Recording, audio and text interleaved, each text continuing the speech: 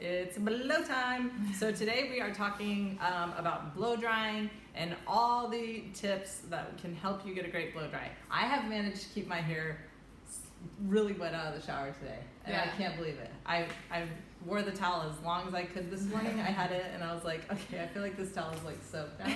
We're gonna wet her hair down just a little bit more, and we're going to talk about, so she's already put upstaged in her hair. So I'm shaking it up really good, and I'm going to put upstaged in on one side so you can see the difference. I hope it is conveyed on camera. By the way, if you're a person that has somewhat a little bit of wave like I do naturally, upstaged can be amazing for you. You can just go in and scrunch like this, and upstaged will work to help hold your scrunch. It's a lot. Well, I put in a ton towards my bang area because I realized how much it helps me control that area, especially when I blow dry. Yeah. So if I'm blow drying or doing like a blow dry style at all, I definitely use more upstage than whenever I'm just air drying. I wanted to show you guys the difference between brushing with each of these brushes. So I'm going to brush through this side with the detangler, and I want you to listen. Okay, listen to all those snarls, right? Okay, you can't really hear them, but I wanted to show you how that works. And then I want you to see the difference on this side, how you can hear them a little bit more. So that's the difference. It still gets through, so I'll finish brushing through with this one so you can see, and then I'll brush through with the paddle brush so you can hear the difference. See? It does get the tangles out. It just doesn't sound the same. It just really does a great job. So if you have a little girl or a little boy that has longer hair that has some tangles and doesn't like to get their hair brushed out, this is a great trick for them because they won't be crying tears. I want to get my bangs done quickly because I want them to be dry before they get out of shape too, bent out of shape. You can see that that's a really good trick actually, is starting in the front with your blow dry and making sure that your face frame looks exactly how you want before you allow it to air dry, because that's going to make a huge difference in how your blow dry turns out. Yeah. So I'm going to go ahead and I'm going to do low. I always blow dry on low and high heat. Low airflow and high heat. And one thing I really want to cover today is I want you guys to really watch how much we turn the brush or don't turn the brush. So I will do my best to, I know I'm doing a lot of comparisons, but I'm going to do my best to not turn on this side, and I'll turn a lot on this side so you can see. Basically the turning is the tension. The shape all comes from the brush and where you blow dry. So if you're looking for round, full, big shape, it doesn't mean that you have to have tons of turning. It means that you have to have tension in the right place and the heat in the right place, and that's what's your airflow in the right place. Yeah, airflow, the heat, airflow, all of that. Yeah. So, I really want you guys to pay attention, like when we're doing these things, how little we turn our brush. So most of the time I'm just doing this, and then the only time I usually turn is when I want to get back up the hair, then I rotate again. Do you turn your brush a lot? I don't turn very much. Yeah. The place that I turn the most is in my bangs, and that's because the hair's shorter, so I want to keep it in the brush. Exactly.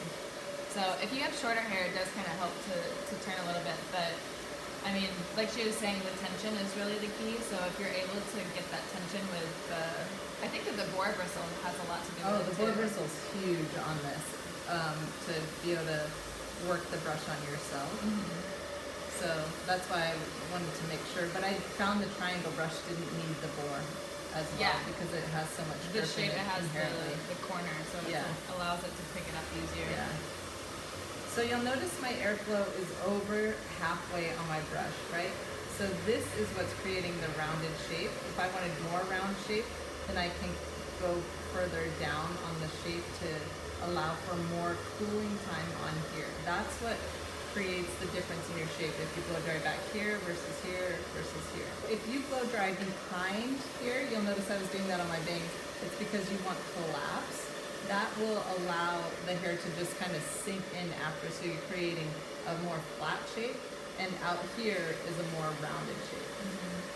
So when you want more volume, you're just blow drying further out on the brush and closer to your ends.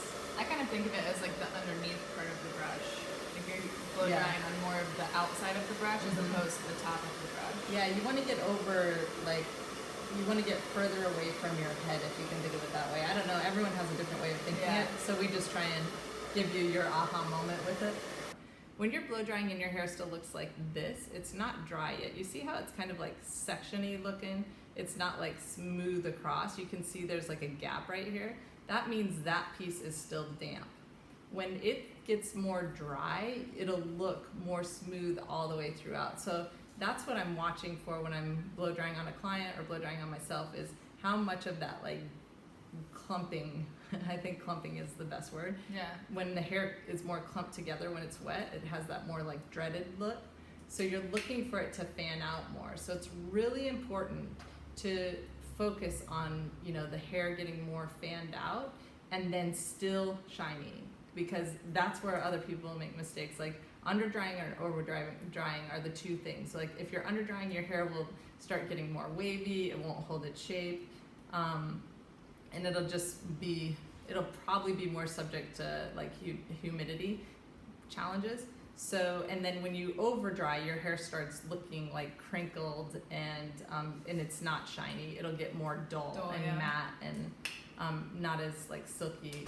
How do you get breakage from your blow dry, and how would you prevent breakage in your blow dry? So I think a lot of that stems from keeping moisture in your hair. One of the biggest things is not over blow drying. That's like one of my number ones, I would say, that I want people to learn, because I think that's the most common problem is people over blow drying.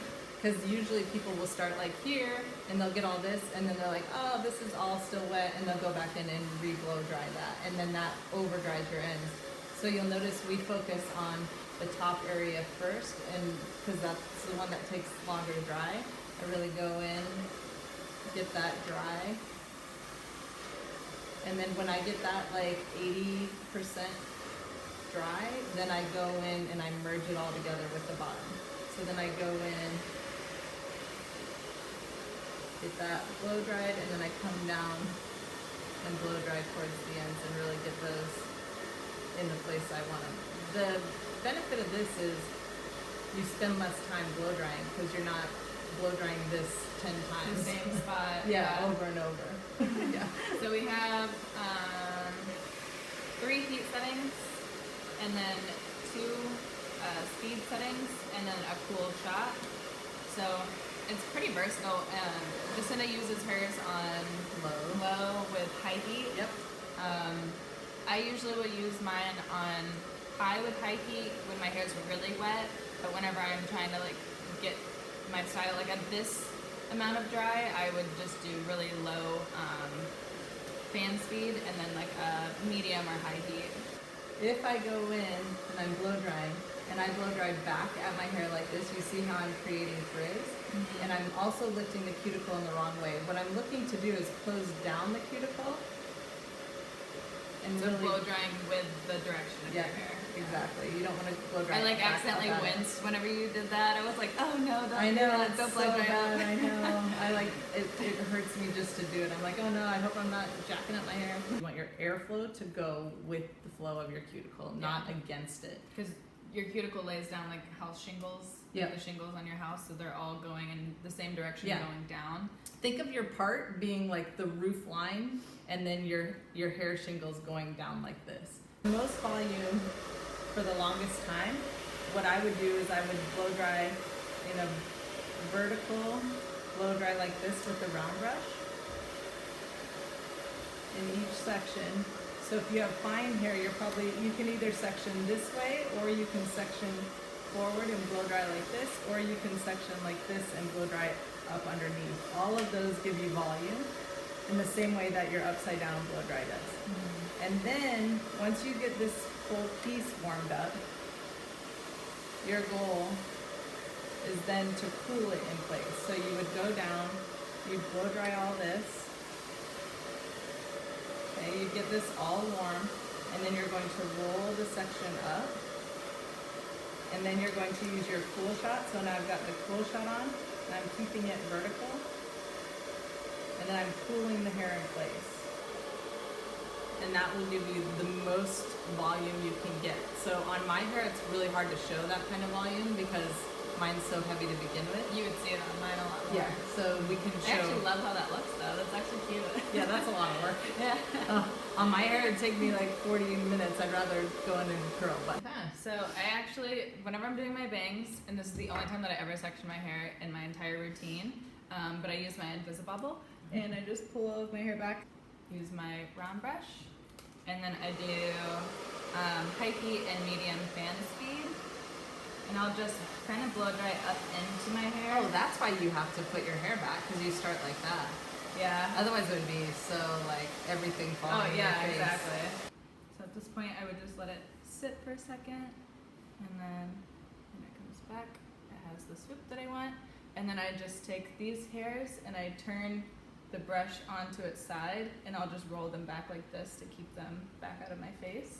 You're such a perfectionist about this, and that's why your bangs always look like flawless. The bangs, I am. The rest, not as much. So when you have a really great blow dryer, it for sure will speed up your blow dry time, like by far.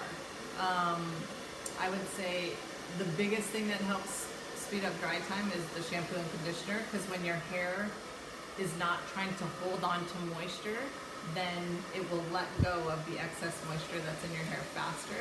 So if you have a shampoo and conditioner that really helps trap or helps nourish the moisture in your hair in a healthy way, then your hair will blow dry faster and naturally. When you have a method to how you're going to blow dry, you are going to have like a great solid blow dry every time and not over blow dry. So the biggest thing I would like for people to learn is keep the shine in your blow dry. Like, do not over blow dry. You see how fast she blow dried her hair on the other side, and that was because it wasn't very wet. So, you know, be aware of that and know that you're really trying to set in a shape and then move on. So thanks for joining us today. Hopefully you guys have better blow times from here on out. Okay. See ya. Bye.